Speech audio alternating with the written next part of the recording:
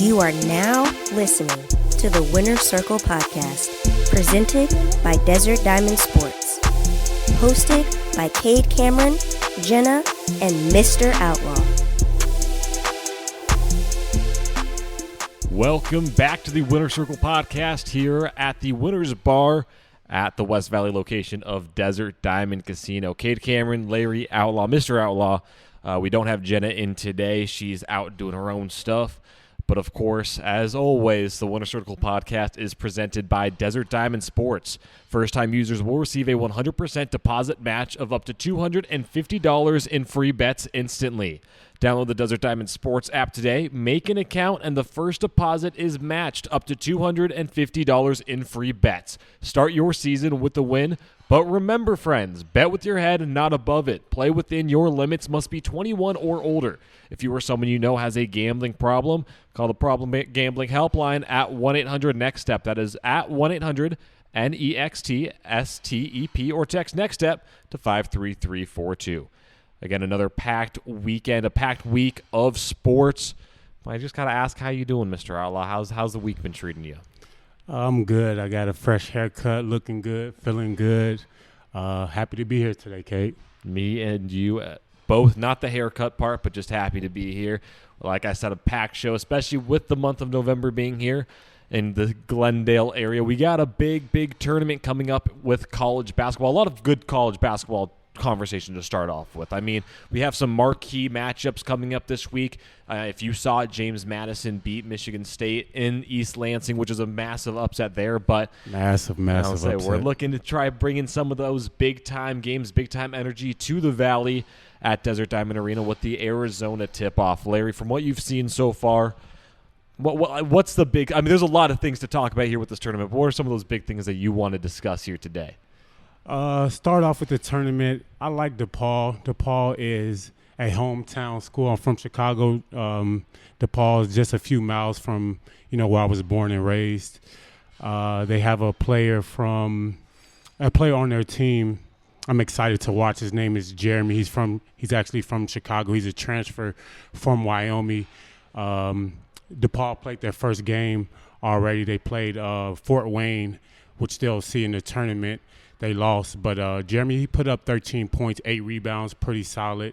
I'm excited to see them. I'm also excited to see Grand Canyon. Grand Canyon looks to have a powerhouse of a team. They have a guard, Tyson Foster, who put up 30 points in his first game. So, those are a few teams I'm excited to see. What are we looking at for you, Kate? Yeah, real quick to go back to that. DePaul, Purdue-Fort Wayne game, one of the campus games, but I mean a fairly big upset in the sense that Purdue-Fort Wayne was able to take down a Big East school in that game, especially with it being a precursor to some of the teams we'll see here at the Arizona tip-off.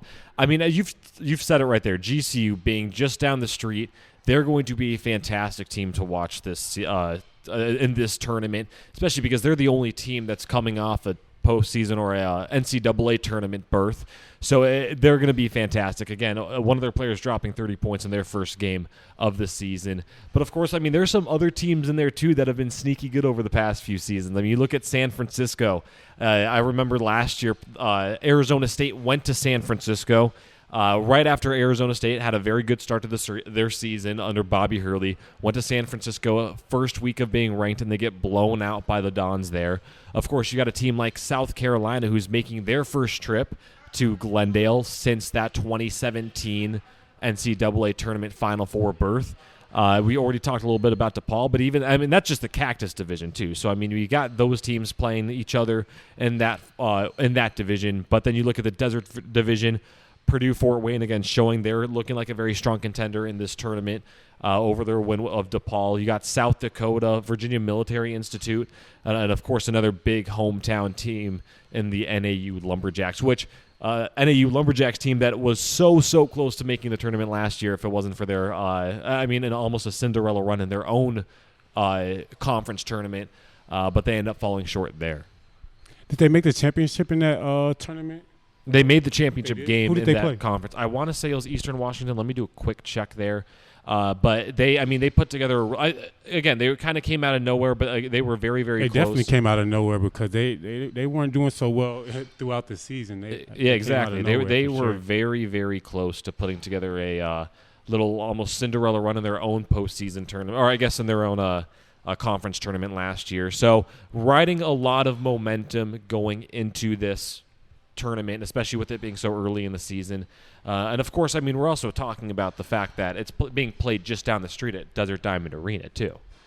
Yeah, being that it's played at, right down the street, I'm expecting the Grand Canyon fans to really show up and support their team. They have 6 players on their roster that's actually from Arizona, so I really expect them to show up and show out. Also, like you said, Northern Arizona, they're going to show up and show out. I'm excited to see, my hometown school, DePaul, in there. Like we spoke about San Francisco. San Francisco, they always play, what school is that? Gonzaga. They always play them tough. Look for them to do some big things inside this tournament too as well. Not too familiar with South Dakota, looking to see what they have going with their second-year head coach, Eric Peterson. Virginia Military Academy, second season head coach, looking to get, rebound from last year and their performance from last year. Who do you think will win this first game on Friday? Who plays on the first game Friday? First game is VMI versus, I want to say it's South Dakota in that game 1, session 1 matchup. Real quick to jump back over to Northern Arizona. They're the number 9 seed in the Big Sky tournament earlier this year, last season, lost to Montana State in the championship game. So Montana State got the berth into the NCAA tournament.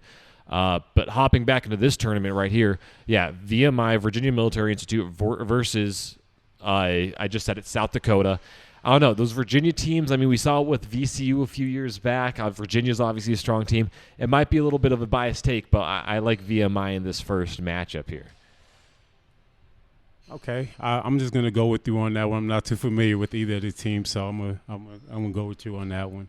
I'm really excited about that late night window. DePaul versus South Carolina. DePaul has a transfer from South Carolina. His name's Chino Carter. So looking to get a little revenge versus his team there. A very late start though, 9:30. What do you think about that start time? That everyone's off work. I guess they're giving everyone some time to get down there and catch DePaul versus South Carolina too. Yeah, it's a Friday, so if you're in the Arizona area, or even if you're one of the fans who are on the fence about coming out to visit for this tournament, it's definitely a reason to come out, check out your team. Because it's the weekend, so you got to be able to come out and check it out. But 9:30 start time. I don't think that's going to really phase anything. I think it's going to be a good fit for these two teams. I wish they almost went with the GCU San Francisco spot a little bit later, just because that would have been, two West Coast teams being able to play at a time that is more comfortable with the time zones they're used to. But South Carolina, an SEC team that's incredibly good. I think a team that is a little bit, being from the SEC, overlooked on a consistent basis. But as mentioned, back in 2017, they made that Final Four run, so they're able to get things going there. And of course, as mentioned, DePaul being that Big East school, that of course the Big East, one of the most dominant conferences in college basketball last year and over the past few seasons. DePaul is going to show up. I think you have them as your favorites. I'll say they're probably my dark horse favorite. No, they're not my favorite. They're dark horse. I'm going with dark horse. My favorite to win the tournament is San Francisco. San Francisco. Yeah, they're a pretty strong roster. Yeah, no, GCU, what Bryce Drew has done at that program is absolutely insane. They've slowly climbed up in the, just NCAA tournament over the 2 appearances they've had. They're consistent. They have one of the best home atmospheres in any college venue. And, of course, now all you're doing with this, tournament at Desert Diamond Arena is giving those fans and those students more space to be able to really get out there and show why GCU deserves to be put on the map as the college basketball school of the Phoenix area. Yeah, I think the winner of that 7 o'clock game, Grand Canyon versus San Francisco, will go on and win that tournament. That's going to be a very good game, that Friday night game. Yeah, a very underrated game, a very good game, and that's something that I'm definitely looking forward to come Friday night. And, of course, that's just day one of the action. There's plenty more action along the way. Saturday, you got the Desert Division hosting their third place game and their championship game, and Sundays when it's going to be really picking up when you've got the Cactus Division playing their third place games and championship games. But of course, we've got a lot to talk about ourselves, but we want to kick it off to a guy who knows a lot more about this tournament and has a lot more to say in regards to really hyping this thing up. So we're going to switch it over real quick to an interview with the Vice President of Basketball over at Intersport and the Arizona Tip-Off Event Director in Mark Starziak.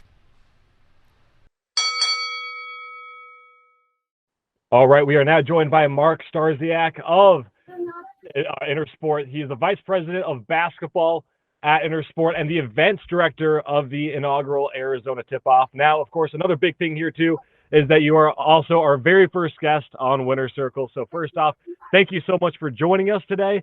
And, of course, we're so happy to have this Arizona Tip-Off ready to go in a few weeks here. Awesome. Thanks for having me. Appreciate being here. Ready to have a good conversation. Yeah, definitely. I mean, as mentioned, tournament coming up this week, or in the upcoming few weeks at Desert Diamond Arena, starting on November 17th. A lot of really, really good schools in this tournament, a lot of really interesting ones. But the one thing I want to focus on here at first is the incorporation of the Arizona schools. The two Arizona schools coming in, Northern Arizona, GCU. So for you, Mark, what was the biggest importance of having those Arizona schools in this tournament here at Desert Diamond Arena? I just, aside from having high-level teams coming in from across the country, making sure we highlighted the high-level local teams at both levels who are near the area, and for that to be a really focal point and something for the local fans to rally around and be excited about the tournament, whether their team is playing that particular game or not. I have to tell a lot of folks in the Phoenix-Glendale area what the GCU arena atmosphere is like with the student section and folks there, and just felt like coming into this year one, it was important to build a really good energy and have really good quality on-court basketball and teams involved. And I think that both NAU and GCU check those boxes for us, and we're thrilled to have them with us. Yeah, GCU and NAU having just a phenomenal season last year, and really going to bring the energy, as you mentioned, especially with GCU just being down the street. But of course, on top of that, there's so many other fantastic teams here. I mean, you got South Carolina, DePaul, Virginia Military Institute, and a few others on that list as well. But for the decision process here, for when you were looking at teams to invite to this tournament, what was kind of that process that your team went through for the decisions in regards to the teams playing here in Glendale?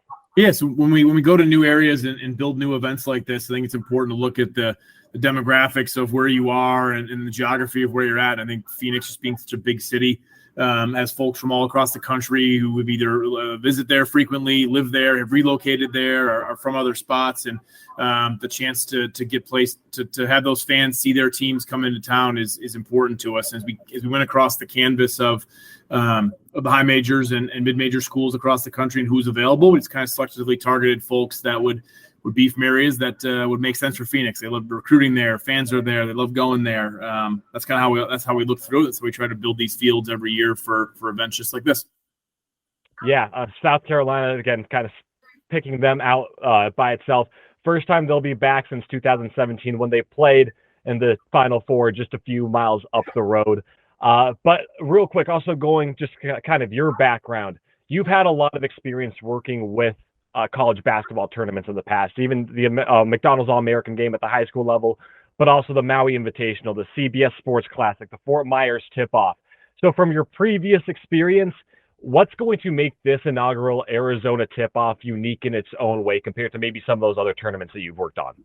I think just unique in that it's a new and different location for this type of event, right? I mean, from a West Coast perspective, people love Vegas. Vegas has a lot of quality events down there. Hawaii, Maui, Honolulu, others have some spots over there. Just bringing something to the valley and to this market, this area, I think are going to be unique and different. And we're excited about what we're having built here in year one. And me and my team and our whole squad at Intersport have experience in the space at a really good level across events you mentioned otherwise. And we're looking forward to bringing this one up to start its journey to ascend to one of those best events in the country. I think the market's ready for it. The location's ready for it. The infrastructure there is really good. And we're excited to see fans come out and support it and be a part of it and grow with us. Yeah, looking at the website for the Arizona Tip-Off, I will say that if you are a fan of any of these teams and are kind of on the cusp of maybe wanting to come out, maybe not, I think just take a look at the website, take a look at the packages involved, because it is a once-in-a-lifetime opportunity, especially with a lot of these teams. It's a fantastic setup, and it's going to make for a fantastic weekend. But, of course, you talk about those packages, you talk about kind of some of the things that make this location so unique. What's some of the things that maybe hasn't been discussed too heavily that you think is going to be a really big draw for the fans who plan on attending the game? I think especially from a local perspective, as you talked about earlier, the type of teams that are here that GCU has a chance to go play. I think that those guys, because of that atmosphere in the home arena there and what that student section and folks bring, people shy away from coming to play GCU in this part of the country, especially at home. So the chance for those guys to get some quality teams in their backyard, I think, is really important. I think fans who are supporting them as they continue to grow and develop in their basketball history and accolades should be really excited about that. I think folks traveling in from across the country, it's always weather, right? I mean, we folks from in South Carolina has it pretty decent year round, but DePaul, San Francisco, otherwise they get a little chilly here during the winter months, Thanksgiving and beyond. So a chance to come down, enjoy the outdoors, sunshine, pool, Scottsdale, downtown, golf courses is unique and something that folks are taking advantage of right now. Something that's always talked about during bowl season is the fact that you have those opportunities to grab the fans from up north and bring them down south to enjoy that time. And that's exactly what can happen here on November 17th through 19th in Arizona at the Arizona Tip-Off. My last question for you, Mark, for those fans that, like I said, maybe are on the fence of wanting to come out here and watch the games, whether that's a fan of the teams that are participating or even just an Arizona resident who lives in the Phoenix area or just throughout the state, what's that one thing you would want to tell those fans who are on the fence to try bringing them in and try bringing them at least to one of the sessions of the tournament later this month? Yeah, I think it's a chance to see a different, a more, I guess, high quality Division I college basketball up close, right? I mean, we think that the folks who live in the greater Phoenix area and in Glendale should be super excited about this and should own it and be pumped that not only do they have the really great opportunity to have the Final Four every 6-7 years that rotates through, but now with us planting a flag here and this event alongside Final Fours, alongside GCU, alongside all the good things that are going on with the Suns downtown at Footprint, that there's a chance to continue to make basketball a priority and something that's really great and high quality in the Valley area, and folks should come out and be excited about it and grow with us, because in a couple of years, hopefully these tickets will be really hard to get as we continue to get better and better teams.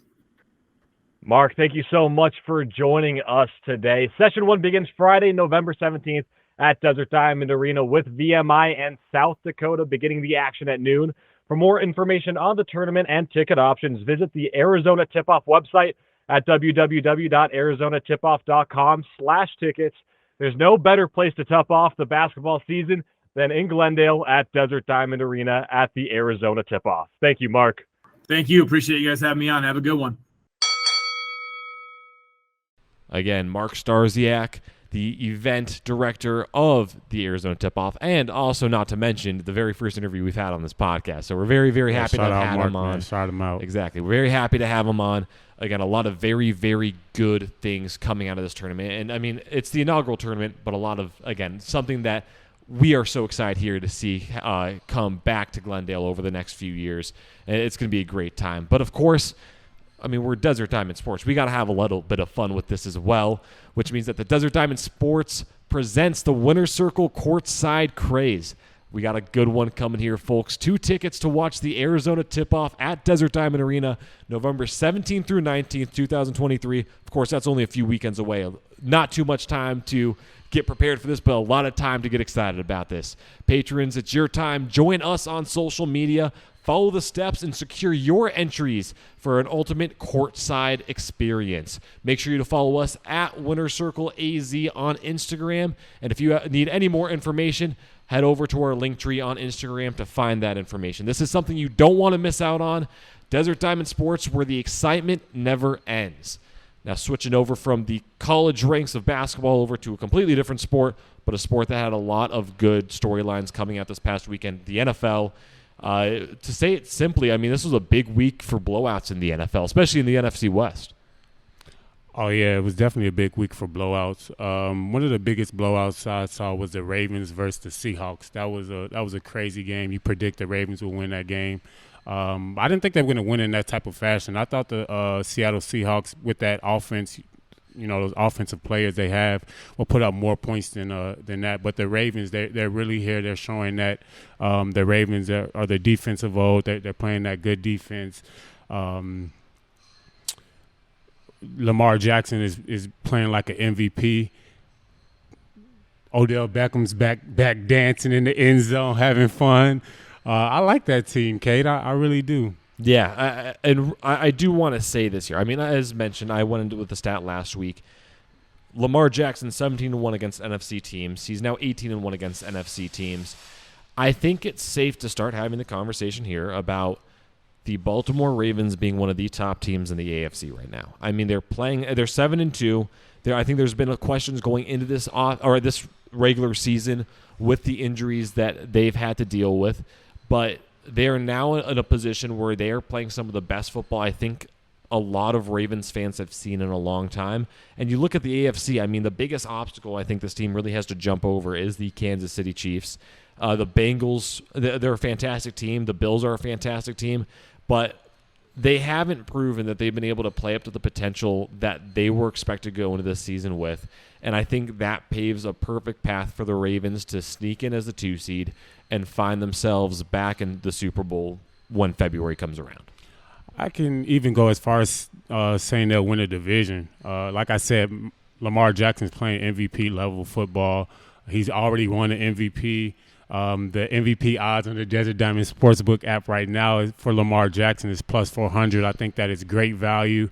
I really do like the Baltimore Ravens out of that division. Yeah, I mean, Lamar Jackson is proving why he deserved the money that he got. It's a great look for this Ravens team. I think a lot of Ravens fans are excited and happy knowing that they've had these previous seasons that have fallen short, that haven't looked too significant. They've played good football, but they're one of those teams that I think just gets so overlooked, especially in the AFC with so many top-heavy teams like the Bills and the Bengals and the Chiefs. Bills not so much this year. Yeah, exactly. Not this year, but in previous years, 100%. Sure. I mean, you can now start having the conversation if when is Josh Allen going to get the wins against those quarterbacks who are slightly better than him? When is he going to prove himself? But the Ravens, again, it's a team that I think almost every team is scared to play at this point. You're 7-2. You're leading your division. They're moving in the right direction. What's another surprising blowout you saw from last Sunday? Well, I mean, I guess it's not really a surprising blowout, but of course the other big one that happened, again, sticking with the NFC West, was the Browns over the Cardinals, 27-0. Clayton Tune in his first NFL start. I mean, not doing good, but what do you expect when you get sacked 7 times? So there's not really much you can go with there. But it does, again, kind of solidify this Browns defense as one of the top defenses in the league right now. And, of course, this is a Browns defense that is also in the same division as the Baltimore Ravens, the NFC North. And they're playing each other this weekend. It's going to be a crazy, crazy game this weekend. Fantastic. I mean, physical. Ravens offense has been killing it. The Browns defense has been killing it. It's going to be a very, very good test to see which team is for real, which team might be needing to make some adjustments before the season kind of gets to that point where it starts wrapping up. It's going to be an all-out race for that first division spot in the AFC North. It's the best division to watch in football right now, in my opinion. Okay. What's another game you think that was another surprise? I'm gonna go with the Raiders versus the New York Giants. I think the Raiders found something after the firing of Josh McDaniels. You know, they're backing their new head coach. They really like him. I think the Raiders game, New York only putting up 6 points. Yeah, that's terrible. Yeah, and big news coming out of that game, obviously the fact that Daniel Jones out for the season with a torn ACL. New York on their 3rd quarterback now. Exactly. It's abysmal. DeVito, let's see how that man does. Tommy DeVito. But, huge shout out to Antonio Pierce, the interim head coach over with the Raiders right now, stepping up big time, trying to show that in what probably will end up being his short time as the Raiders head coach, the culture change that he's trying to implement in order to show that maybe he is the right answer for this team. It's big for him, and I think, obviously, of course, here being at Desert Diamond, he has the Arizona tie-ins. He played at the University of Arizona. He coached at Arizona State. So to see a guy that has had those ties to Arizona go out, get that success at the NFL level as an interim head coach. Now, of course, this is only game 1, but it's still something that I think is great to see. It's something to give, I think the Raiders are one of those teams where you either love them or hate them, but it gives some Arizona fans a little bit more of a reason to follow the Raiders for the remainder of the season. Yeah, for sure. I think they have a great following out there in Las Vegas, being that it's so close to Arizona. You do have some fans from Arizona that do cling on to the Raiders, but they do have a good offense. Hopefully they can just keep it going. Exactly. I think. Well, yeah. I think they have put together some key pieces there. I think they're still pretty far away from really having one of the more elite offenses in the NFL. I mean, pretty far away if you ask me. But a team that did start putting together an elite offense and had a pretty surprising game in itself was the Minnesota Vikings. The 3-point win over the Falcons. You look at that, nothing too surprising looking at it on paper. But the fact that former Arizona Cardinals starting quarterback Josh Dobbs came in, didn't take any practice snaps before, didn't have any real experience with the Minnesota Vikings and the players that he was playing with, and to come in for the absence of Jaron Hall, who went out with a concussion, and seal the win for the Vikings. It says a lot about Josh Dobbs as a quarterback. Want to go far enough to say starting quarterback, but at least knowing that he now has the weapons around him to find success at the NFL level, especially with Kirk Cousins now going out for the remainder of the season. Yeah, I've been saying this from the beginning of the season. Josh Dobbs is a great game manager.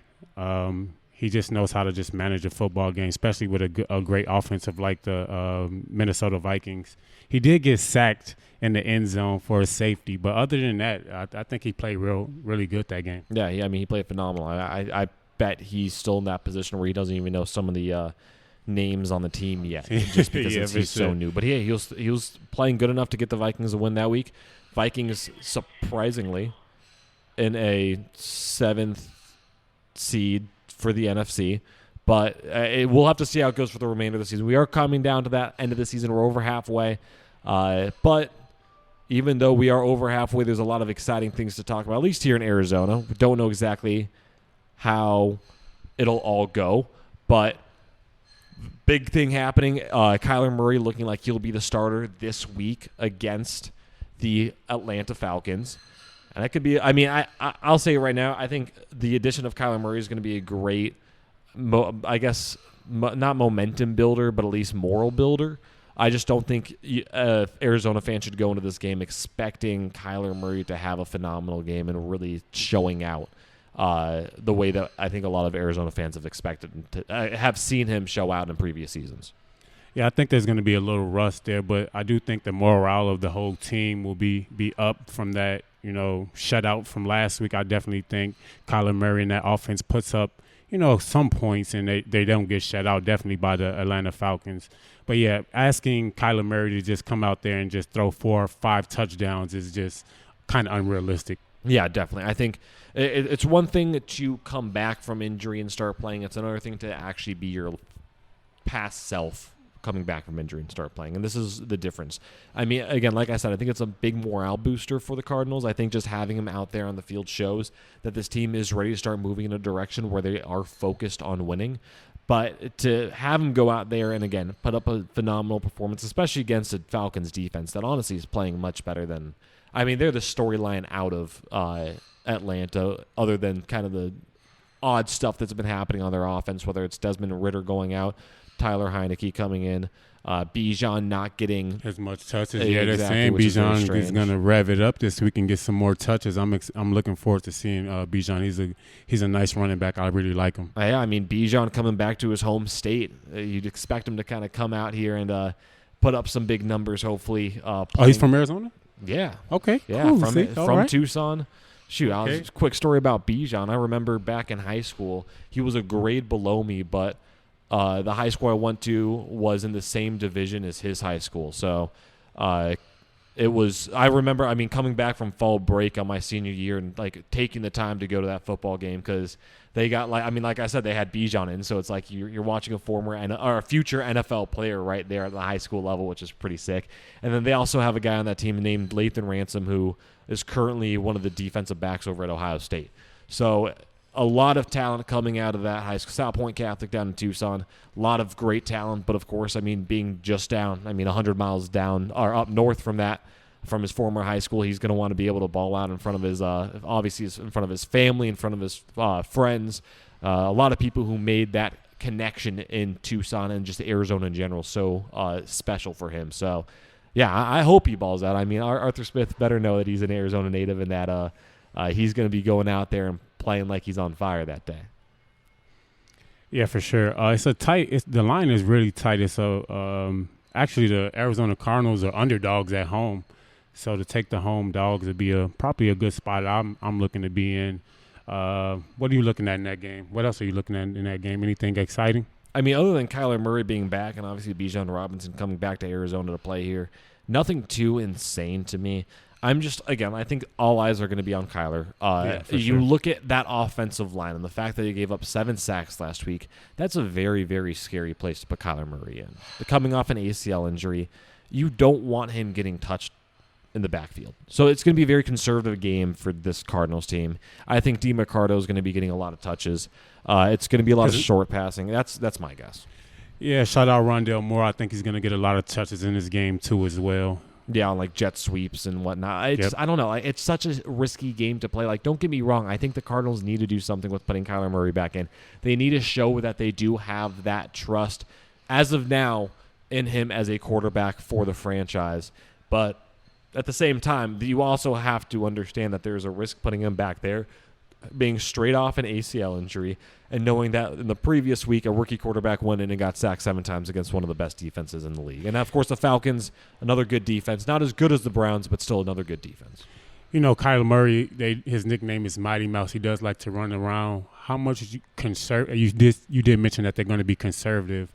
How much running do you think he'll be doing in this game? Himself, I don't think. I think it's going to be a lot more scramble plays, if anything. I don't think it's going to be anything that he writes up himself. Yeah, no design of runs, but I mean, he'll get his. I mean, they're still going to want to test out the legs on him too. So they're going to want to make sure that he's still getting those in-game reps, getting that confidence back, and making sure that he can put himself in a position that will guarantee future success for the Arizona Cardinals. So that's all I've got to say there. But I mean, of course, I know Jen is out this week, but we still got Nolan who's going to come in. We are going to have him on for the Facts and 40. A little bit different, of course, being NFL this time instead of college football, but it's no different than what we expect out of Nolan. A lot of very good information, a lot of very good things to talk about here. So we'll kick it off right there. Facts and 40 with Nolan coming up right now.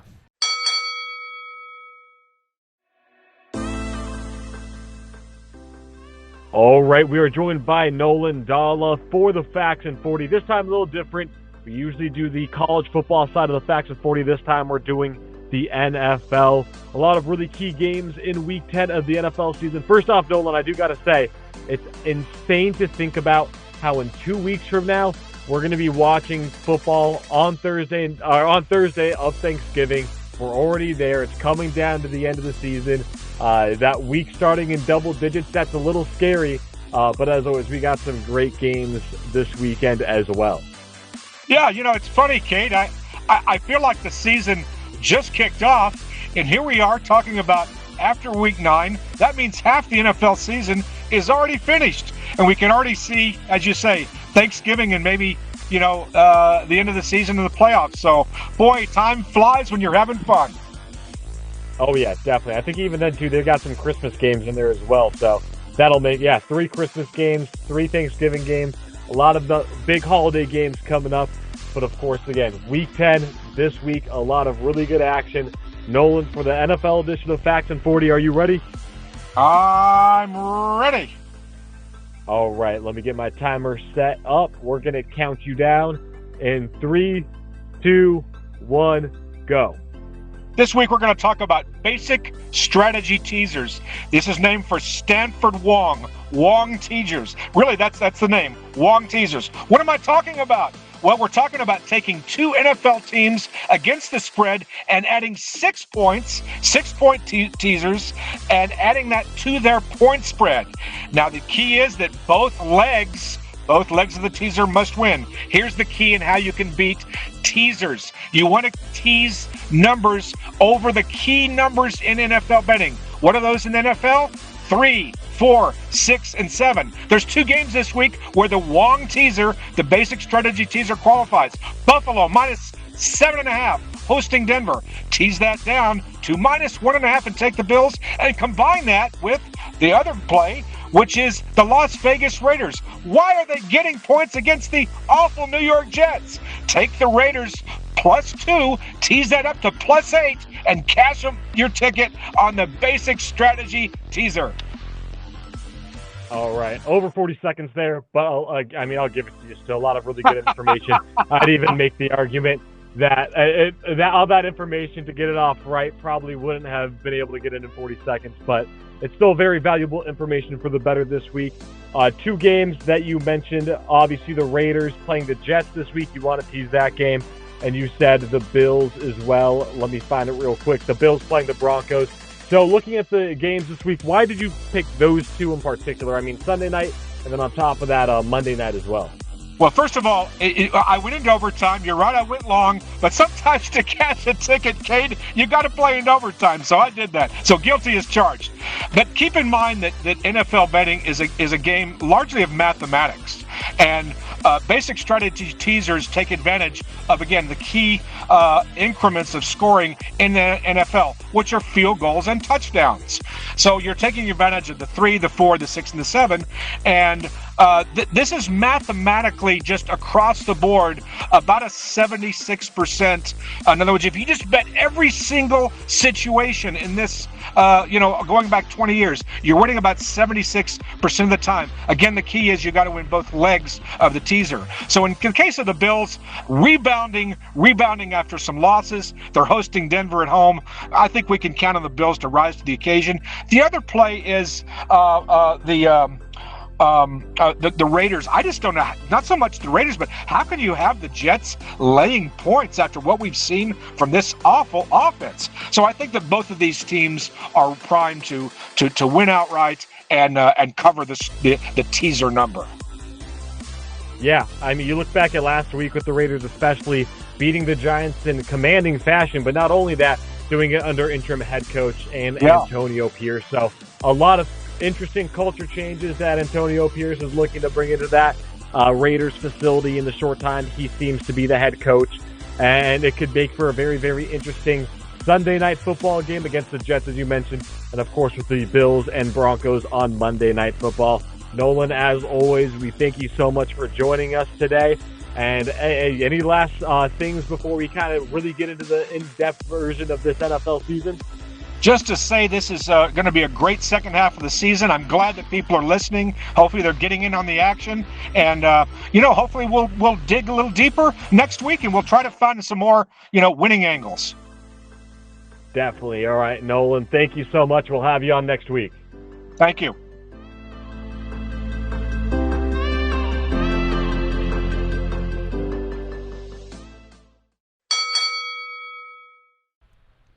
That was Nolan with the Facts in 40. Again, the NFL edition of the Facts in 40. Nolan with the fire every week. 100%. Now, switching over again, change of subject, going to the NBA in-season tournament now. That kicked off, or I guess started off last week. Don't want to say kicked off because we're not talking football here, but just so far throughout the tournament so far. We haven't gotten to the point where I think there's a lot of serious eyes on it, considering that there's still the home courts and whatnot, but still a lot of very, very good stuff happening there. Yeah, for sure. I love that. Okay, the Oklahoma City, tongue twister. I love the Oklahoma City Thunder, their courts. That's my favorite court. What's your favorite court, Kate?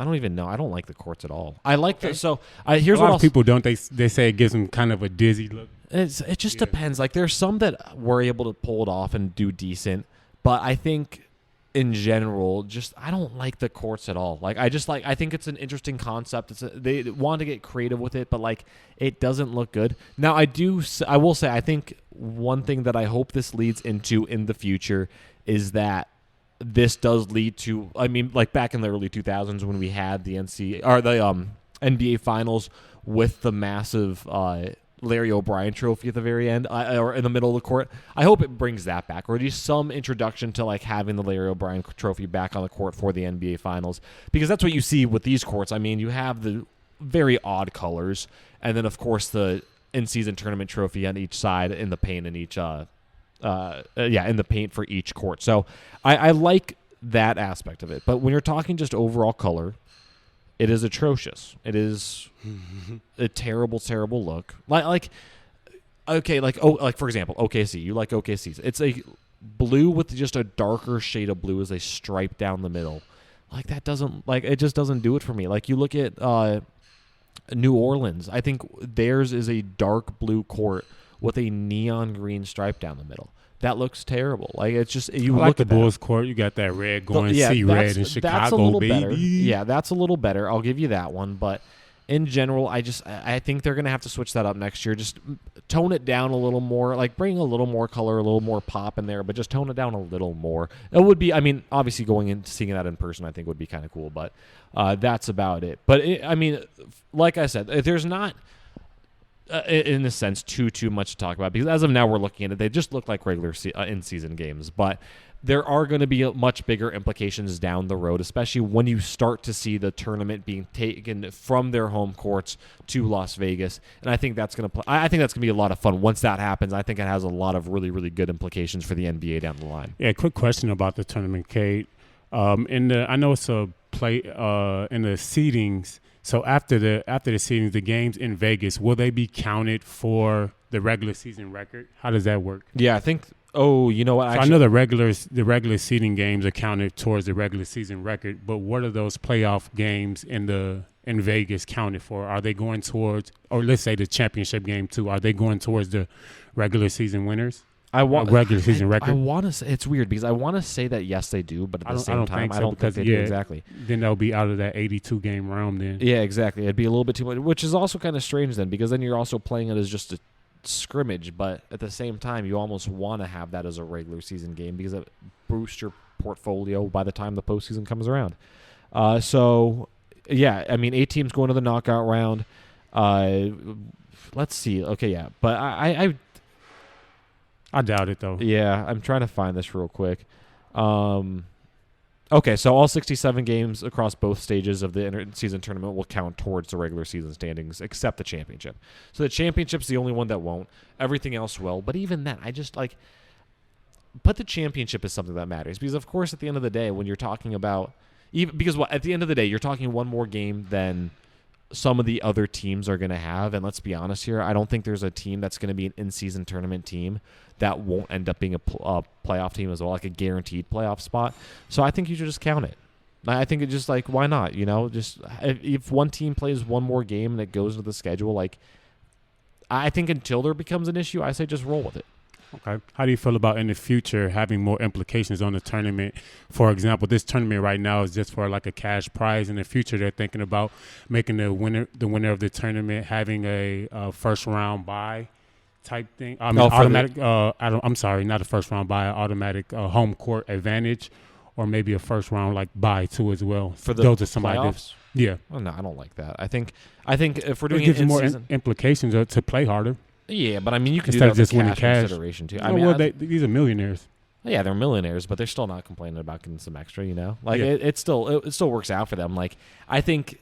I like the. I mean, obviously, cash implications. That's the most important part. But I think at most, if you want to talk about different things that you can throw in as different incentives, because I don't know, it's difficult. Because again, looking into the postseason, that's the only thing you can really do to make it more unique, or just give them that, give them something to play for. But maybe just I don't know what else they could really play for being honest here. I think another thing, just having that first, being the first winners of this new tournament is a good thing too. Yeah, definitely. Well. It's gonna. I mean, you're gonna. There's a good chance you'll boost into. I mean, possibly. NBA championship front runner from this tournament. It's just seeing what team is there. I mean, let's just be honest here. If the Oklahoma City Thunder come out and win it all, they're not gonna. I think they're gonna boost up, but I don't think they're gonna be. Oklahoma City Thunder is a very scary team this year. They've been playing some good basketball. Oh, they've been playing good. I'm not saysaying that. I'm just saying that when it comes to the NBA Finals, I don't think they're going to they're not going to jump up into those final favorite looks, But I think it's going to be a tournament. I mean, it's I like the idea of it. I think it's just a matter of there's still going to be things that have to be ironed out. They're going to have to see. I mean, this is the inaugural tournament. They're going to have to see how things go and make those adjustments over time. I think. That's really all you can do in this perspective, because the only way the in-season tournament really, I mean, as you're talking about with extra incentive to play, you have cash consideration, or like just cash incentives, but you have to almost pick something that's limited to this season, because what players are going to be interested in playing harder if their only incentive is cash, or only incentive is going to be that cash, whereas that extra, reward is going to be something that rewards a franchise, not the players. So that's kind of the tough part, because I also did hear things like being thrown out about like draft picks or something like that. But like at the end of the season, these players don't care anymore. They're focused on trying to figure out the next team they're playing for, or if they're sticking with this team, then maybe they're interested in draft picks. But who knows? It could be something that replaces them. I don't know. I just think it's the inaugural one, so there's going to be a lot of things that come out of this. But to wrap this up, if you do have any predictions, whether it's who you think is going to win it all, or just in general, what to expect by the time this tournament does go to Vegas, what predictions you got on this? I think I would see the Los Angeles Clippers in Vegas. I would like to see the Minnesota Timberwolves as well. They're a very scrappy team with Anthony Edwards taking over control of that team, averaging 28 points a game. I really like them. You can't count out Steph Curry or the Denver Nuggets either as well. You got the West is stacked just looking at it. The Suns. Hopefully the Suns can get healthy. They'll bounce back. Man, I really hope the Suns get healthy and play well in this tournament too. Anthony Davis went out for the Lakers. He's off and on. These injury bugs are hitting early too as well. It's looking like Jamal Murray took some games out for the Denver Nuggets. Dallas is looking good. Jenna spoke about Dallas a few weeks ago. Dallas is actually looking good. I want to see how their defense continues to improve there, but they're looking good. Yeah. In terms of the East, I like the Bucks. They're top heavy. They don't really play a lot of defense, so I don't know about them. But you still got one of the best players in the world, Giannis Antetokounmpo, and one of the best closers in the world, and Dame Lillard. I don't ever want to count them out. You also got Boston in there coming out of the East. A sleeper team for me, I like the Nets. They're a very scrappy team. Thomas is playing out of his mind, averaging about 30 points a game. You got Mikal Bridges still doing his thing, still playing every game, a workhorse. They're a sleeper team for me out of the East. And hopefully the Bulls can pull something together. I'm going to be a little homer there, my Chi-Town Bulls. A lot of people are calling for the Chicago Bulls team to be broken up.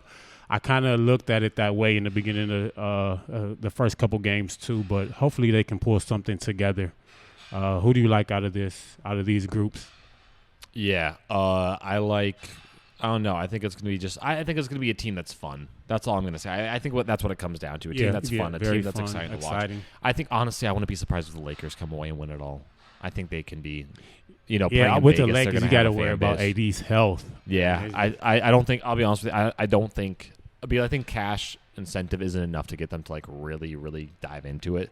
So to play an extra game, I mean, the players don't want to be there unless they know they're getting paid for it. So I don't know. I think, like I said, I don't know. I think the Lakers can do it. I think it'd just be fun to have the Lakers there, honestly. It just, I don't know. But if we're talking real predictions, I'm going to go far enough to say that if it's not the Lakers, it's going to be a team that I don't think anybody was really expecting to be like a strong team this year. So I think, I could see Memphis coming away with it. Like, no, I'm stop not, it.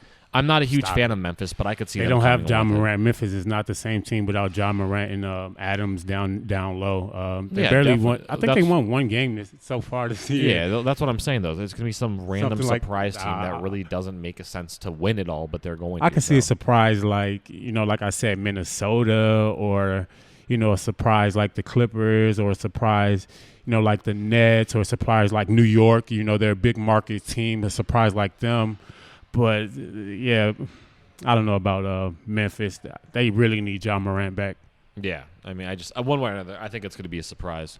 But you know what makes Sunday's football even better, Mr. Outlaw? What? Tell me. Watching the games from our seats. We've Let's got go. a special new player offer just for you on Desert Diamond Sports. New players who sign up on Thursdays and make their first deposit and wager at least $75 will receive 2 entries into our Redbird Rallies giveaways, where you can win a pair of tickets to watch the Redbirds in Glendale. Download the Desert Diamond Sports app or visit www.playdesertdiamond.com to sign up and secure your entries into the Redbird Rallies giveaway. Now, definitely secure those entries. You got Kyler Murray back. Let's go. Should be fun.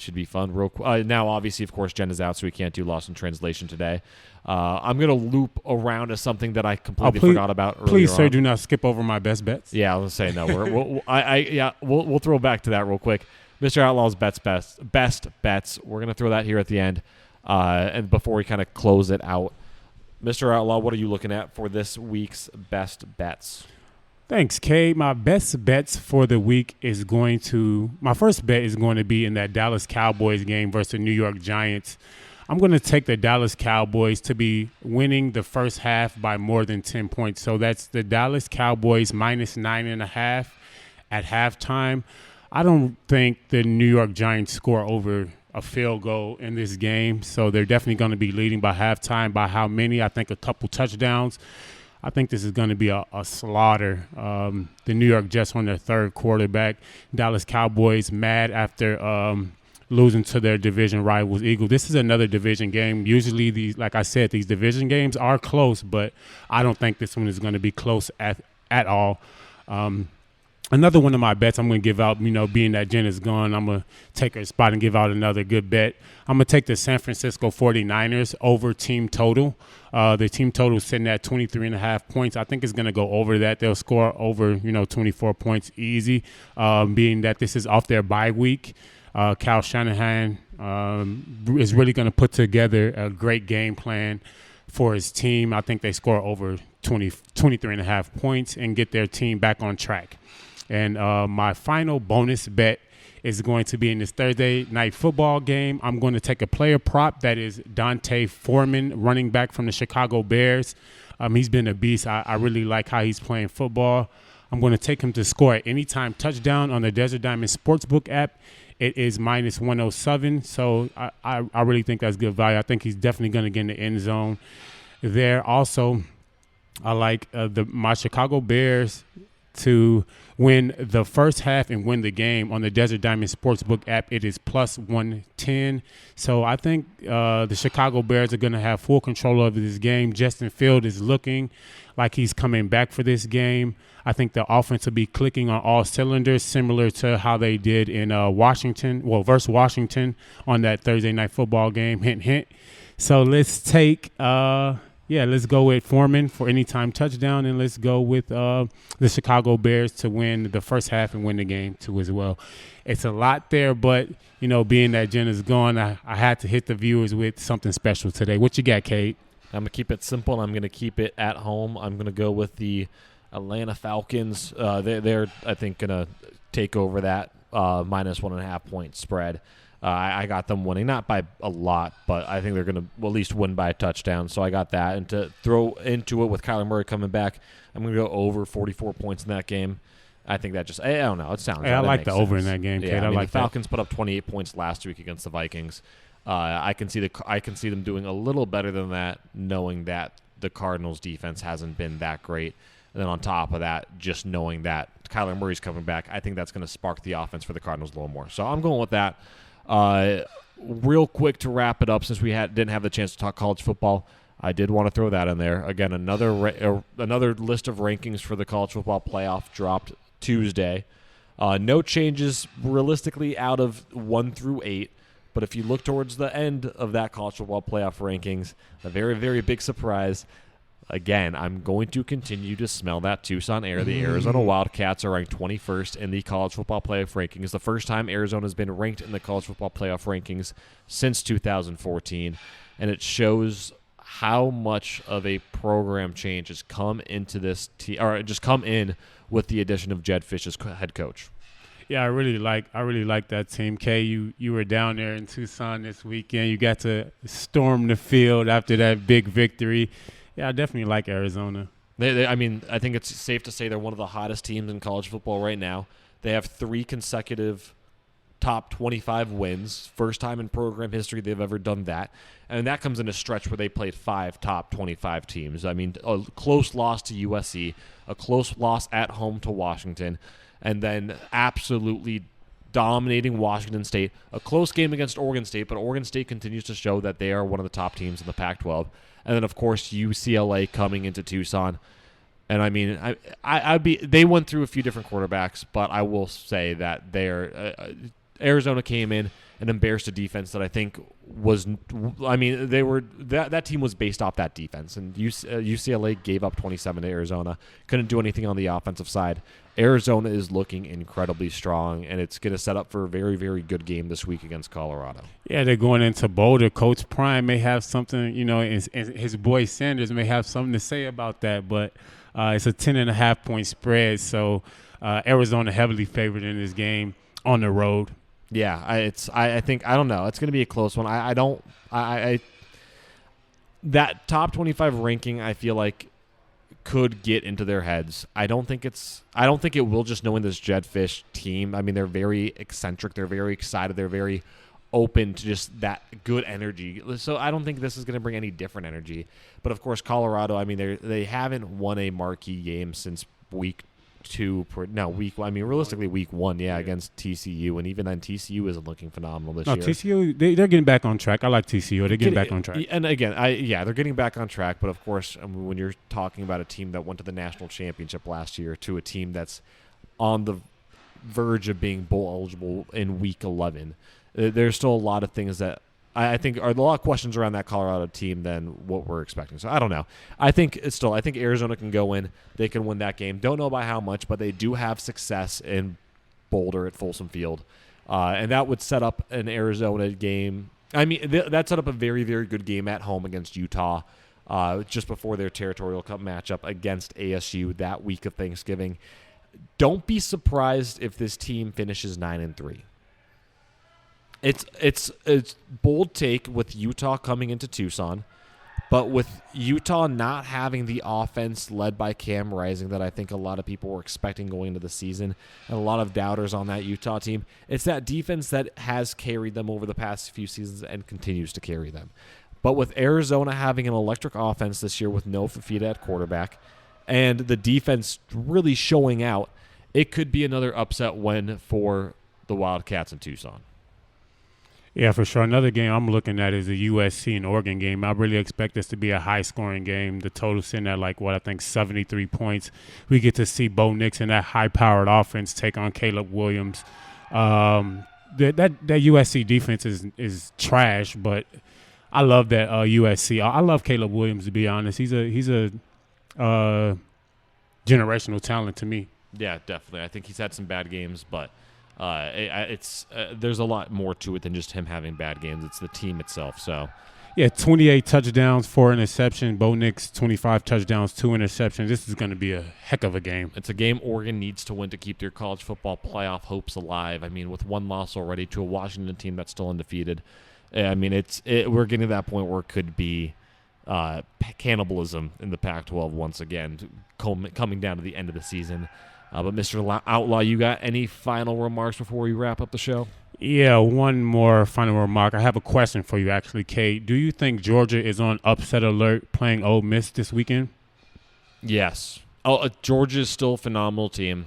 They're still my number 2 team in the country. But I think with how close a team like Missouri played them, Ole Miss has a little more of a pedigree. I would put Georgia on possible upset watch there, and I mean that would shake up the entire college football. Yeah, that's what we're looking for, a little shake up. I mean, you're talking about Ole Miss possibly launching themselves into the number 4 spot in the college football playoff with a win over Georgia. So could be very, very big. Could be a lot of fun. But you bring that up like you think that Ole Miss might be able to take them down. Yeah. I mean, I think they got a chance. I love Georgia's defense, but I think they have a chance in this game. Yeah, I think so too. I think the SEC is wide open still. But that will do it for us. Of course, we got some great giveaways, so head over to our Instagram and follow us at Winner Circle AZ. A lot of very, very good things coming up over the next few days. As always, we'll be dropping next Thursday with, again, more info about the AZ tip-off, more info about literally everything sports related because it's just a fantastic time of the year. So make sure you tune in next Thursday as well and stay up to date with everything that comes with the Winner Circle podcast. And if you do plan on betting this weekend, remember, bet with your head, not above it. Play within your limits. Must be 21 or older. If you or someone you know has a gambling problem, call the Problem Gambling Helpline at 1-800-NEXT-STEP. That's at 1-800-NEXT-STEP or text NEXT STEP to 53342. Again, it's going to be another fantastic weekend of sports, so make the best of it, enjoy it, and we'll see you next week.